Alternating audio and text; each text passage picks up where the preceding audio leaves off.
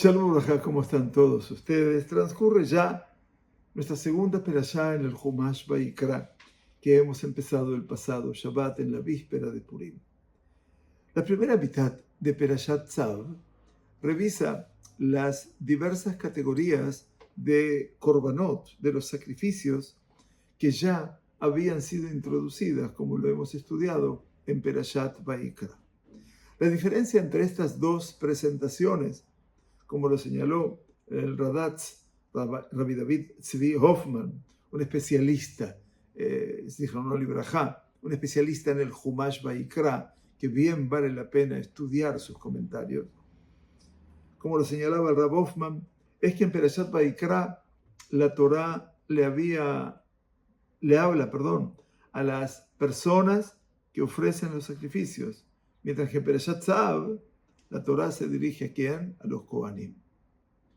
En Perashat Vaikra, Hashem le dice a Moshe que hable con Benei Israel y les diga qué sacrificios tienen la opción de ofrecer y cuáles están obligados a presentar en diferentes ocasiones cuando acontece una transgresión o una mala conducta. Aquí en Perashat Tzav, el Todopoderoso le dice a Moshe Rabbeinu que instruya a los Kohanim con respecto a los diferentes procedimientos requeridos para los diferentes tipos de sacrificios.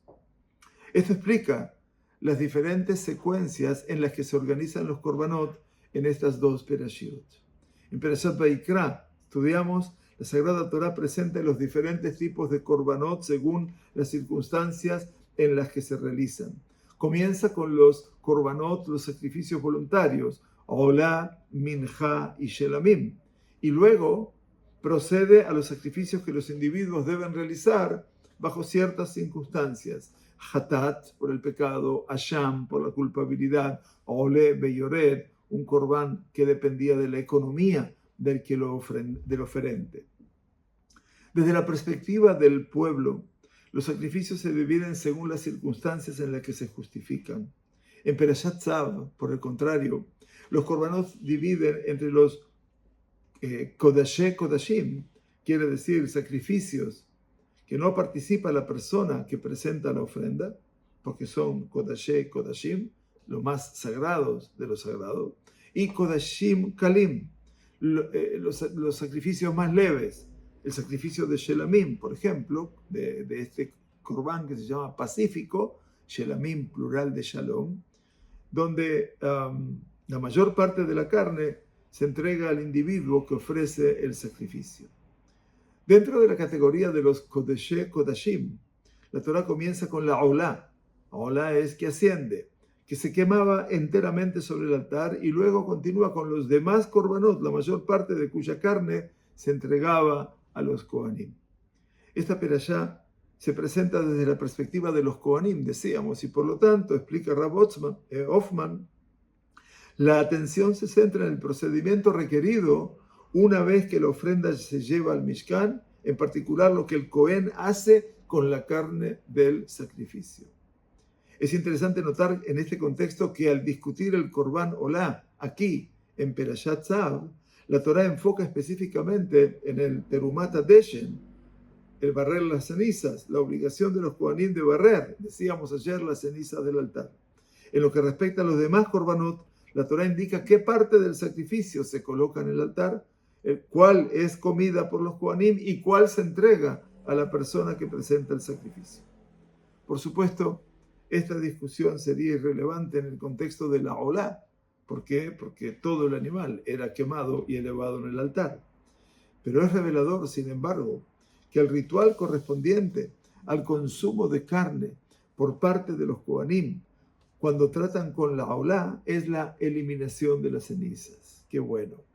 Cuando una persona trae una minjá, una ofrenda vegetal, shelamim, hatat o asham, como decíamos, el Kohen, después del sacrificio y aspersión de la sangre, participa en el proceso participando de la carne del sacrificio. Cuando una persona trae una olá, el papel del Kohen solo es limpiar las cenizas. Así señaló el Rab Amnon Bazak, Shilita. Este paralelo contrastante,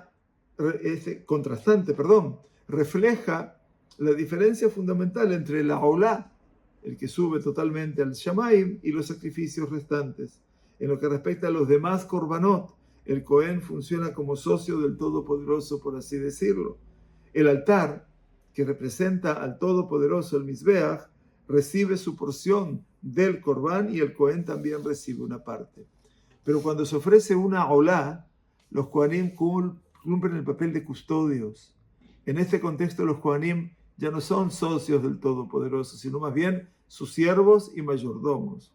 No se sientan a la mesa a comer con el rey, sino que vienen a limpiar después de la comida.